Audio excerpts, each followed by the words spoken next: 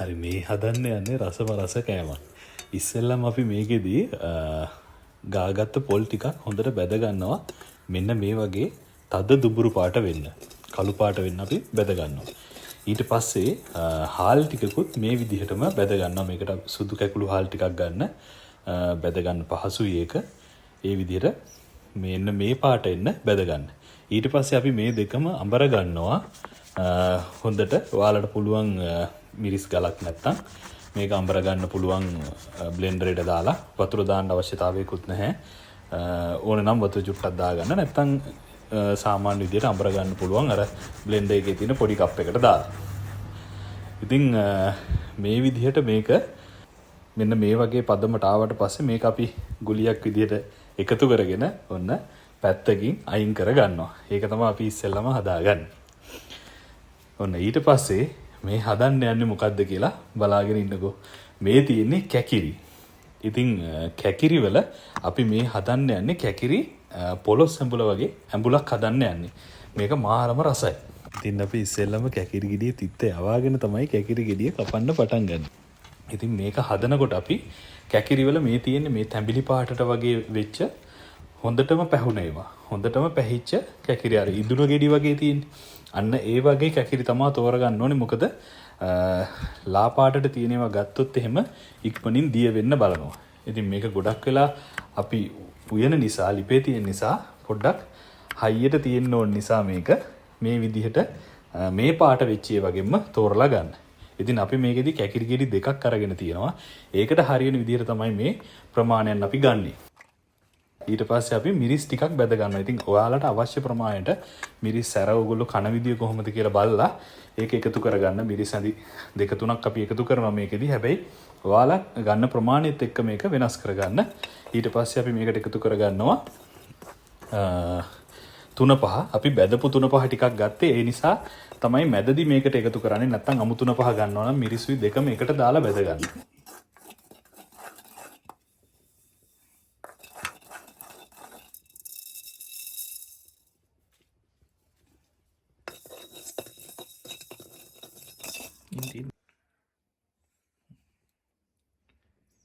හට්ටියකට කැකිරි ටික දාගෙන මේ විදිහට එකතු කරගෙන යනවා. අපි ගත්ත තුන පහ ටික බැදපු තුන පහ ටික ඊට පස්සේ උළුහාල් ටික ඊට පස්සේ අමු මිරිස් ලූණු රම්පේ ඊට පස්සේ කරපිංචා අනිවාර්යයෙන්ම අපි හැම දෙයකම දානවනේ. ඊට පස්සේ කුරුඳු පොතු කීපයක් කුරුඳු පොතු කෑලි ටිකක් සුදු ලූණු බික් 7-8ක් කපලා දාගන්න. ඉතින් ওই විදිහට මේකට අපි අවශ්‍ය කරන සුවඳ ಜಾති ඒ ටිකත් එකතු කරගන්න ඕනේ. බලාගෙන ඉන්නකෝ. ඊට පස්සේ අපි කහ එකතු කරගන්නවා. ඊට පස්සේ මේකට අපි එකතු කරගන්නවා එනසල් කුඩු ටිකක්. එනසල් කුඩුත් එකතු කරගන්න. අපි මේකට ලුණු එකතු කරගන්නවා. ඊට පස්සේ තව අපිට එකතු කරගන්න පුළුවන් මේකට කරාඹු. අනිවාර්යයෙන්ම ගොරක දාගන්න ඕනේ. මොකද අපි පොලොස් එක හදනවා වගේමනේ හදන්නේ මේක. ඒ වගේම රසට එනවා මේක. ඉතින් ගොරක අනිවාර්යෙන් දාගන්න ඕනේ. ඊට පස්සේ මේ ටික හොඳට අතින් මිශ්‍ර කරගන්න ඉස්සෙල්ලම. මිශ්‍ර කරගෙන අපි මේකට මිශ්‍ර කරගත්තට පස්සේ අපි එකතු කරගන්නවා මේකට දෙවනි කිරි. ඉතින් මේකට පොල් ගෙඩියක විතර හොඳ ලොකු පොල් ගෙඩියක කිරි අරගෙන තියෙන්නේ ප්‍රමාණය එක්ක. ඉතින් පොල් ගෙඩි ඔයාලට අවශ්‍ය ප්‍රමාණයට ගන්න පුළුවන්.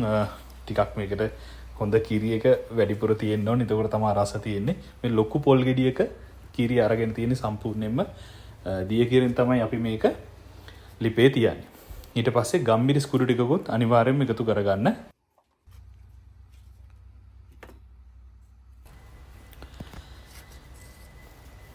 ඊට පස්සේ මේක මේ විදිහට ලිපේ තියලා පොඩ්ඩක් ඉස්සෙල්ලාම හැඳි ගන්න. මොකද අර කැටි ගහන්න පුළුවන්.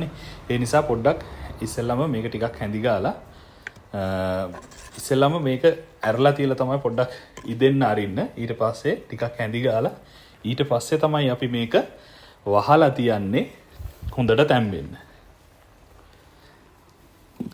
මේක මාරම රස කරි එකක්. ඉතින් ඔයාලා හදලා බලන්න. ඒ වගේම තමයි අපේ channel එක subscribe කරගන්න, ඉස්සරහට එන videos බලන්න. ඔන්න ඉතින් දැන් මේක හොඳට තැම්බිලා තියෙන්නේ. බලන්නකෝ පාට කොහොමද කියලා. කළු පාටට තියෙනවා. ඒ වගේම තමයි මේක අරනකොට මාරම සුවඳක් එන්නේ. මේකේ තියෙන අර දාපු පහේ ಜಾති ඒ වගේම අපි දාපු සුවඳ වර්ගත් එක්ක මේක මාරම සුවඳක් එන්නේ. ඊට පස්සේ අපි මේකට එකතු කරගන්නවා අපි හදාගත්ත උකු පොල් කිරි ටික.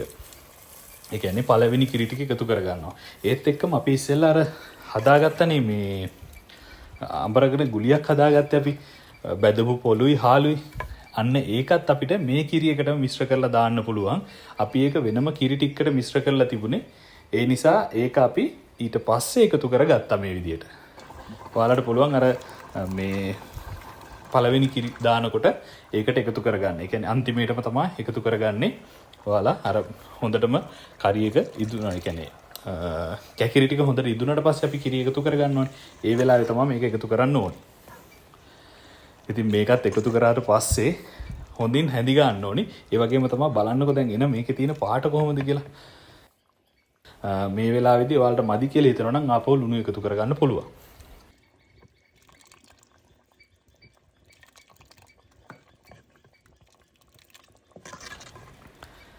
බලන්නකො මේක කොයි වගේද ලස්සන කියලා. ඉතින් මේ විදිහට තව ටිකක් කියලා තියලා අපි මේක වහනවා. පොඩ්ඩක් හැඳි ගාලා තමයි වහන්නේ. මොකද අර කිරි නිසා කැට වෙන්න පුළුවන්. ඒ නිසා ඉස්සෙල්ලාම ටිකක් කියලා හැඳි ගාලා තමයි මේක ආපහු වහලා තියන්නේ අපි. ඊට පස්සේ ගින්දර හොඳටම අඩු කරන්න ලිපේ අඟුරු උඩ වගේ තියලා මේක ඔහේ ඉදෙන්න අරින්න. දැන් බලන්නකො කොහොමද කියලා මේක පාට කොහොමද කියලා. ආයෙදින් පොලොස් ඇඹලත් පරාදයි. ඒ තරමට ලස්සනයි. තෙල් පෑදිලා ලස්සනට ඇවිල්ලා තිනවා. ඉතින් මේ තියෙන්නේ අපේ වාරේ. ඉතින් මේක ඕනම දෙයක් එක්ක කන්න පුළුවන්. සුදුබත් චුට්ටක් තිබ්බනම් ඒකත් එක්ක කන්න පුළුවන්. පොල් සම්බෝලෙකුත් එක්ක මාරම රසයි. බලන්නකො කොහොමද කියලා මේක අර තෙල් පෑදිලා ඒක මාරම රසක් තියෙන ඇත්තටම. ඉතින් මේ විදිහට හදලා බලන්න ඔයාලා හරියටම එනවා. කිසිම ප්‍රශ්නයක් නැහැ මේ තියෙන විදිහට හදලා බලන්න. ඔයාලට අවශ්‍ය ප්‍රමාණයන්ගෙන් අරගෙන ඔයාලගේ ටේස්ට් එකට හදලා බලන්න. මේ හදලා තියෙන විදිහට මොනවා හරි ප්‍රශ්නයක් තියෙනවා නම් කමෙන්ට් එකක් දාන්න. අනිවාර්යෙන්ම මම රිප්ලයි එකක් දෙන්න. ඉතින් මේ වගේ රසටම හදාගන්න පුළුවන් වෙයි කියලා හිතනවා. කැකිරි ඇඹුලක්. ඉතින් මේක රසම රස කැකිරි ඇඹුලක්. හදලා බලන්න.